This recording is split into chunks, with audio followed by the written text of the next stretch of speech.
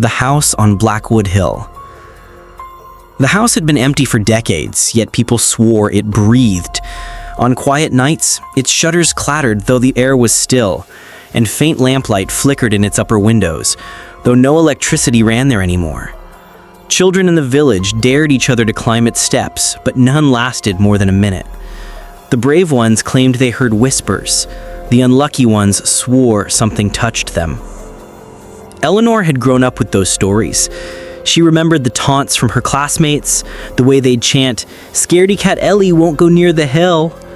That childish humiliation lingered in her bones, and years later, as a journalist, she found herself drawn back.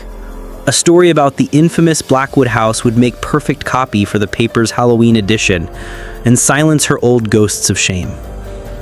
She arrived in the fading light of October, her notebook, camera, and recorder in her bag. The path was overgrown, thorns snagging her jeans. Each step toward the looming structure seemed to make the air colder. Its windows stared blankly, like eyes long since emptied of life. "Just a house," Eleanor whispered, though her voice wavered.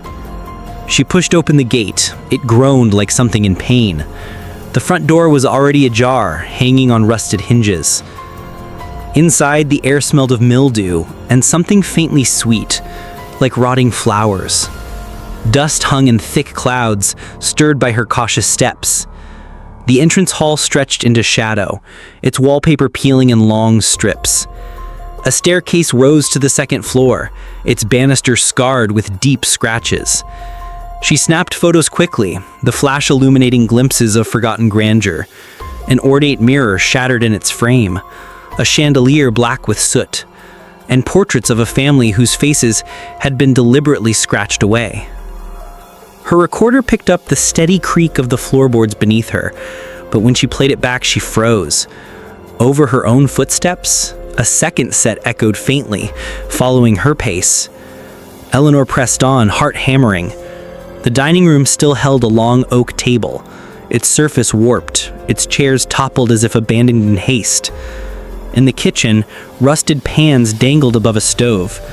A single teacup sat on the counter, upright and unbroken amid the decay. She touched it gingerly. It was warm. Her throat tightened.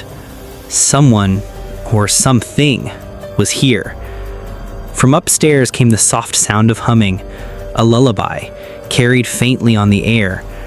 Eleanor's instinct screamed at her to run, but her journalist's curiosity chained her feet. She climbed the stairs slowly, each step groaning beneath her. The humming grew louder, pulling her toward a room at the end of the hall. It was a nursery. A cradle stood in the corner, swaying gently though the air was still, and toys lay scattered on the floor. Wooden blocks spelling out nothing at all, a stuffed bear gnawed and torn. The wallpaper, once cheerful with painted balloons, had browned and curled. "Hello?" Eleanor whispered, her breath clouding in the unnatural chill. The cradle stopped moving. In the cracked mirror above the dresser, she saw her reflection, but not quite. Her face stared back, pale and drawn, but behind her a woman in a tattered wedding gown loomed. The veil was shredded, her eyes hollow sockets, her mouth a gaping smile. Eleanor spun around. The room was empty. The mirror, however, still showed the bride. The lullaby resumed, louder now, as though sung into her ear. The cradle rocked violently, slamming against the wall. Toys rattled across the floor. Eleanor staggered back, clutching her recorder. It hissed with static before a voice cut through, clear, anguished. "Stay with me." The mirror rippled. The bride reached out, skeletal fingers clawing against the glass. Eleanor dropped her recorder and bolted. She tore through the hallway, past doors that no longer opened into familiar rooms. The house had changed, its corridors twisting into impossible angles. Every window she passed was sealed with iron bars. Whispers rose from the walls, dozens of voices murmuring her name, building into a chorus. "Eleanor, Eleanor, Eleanor."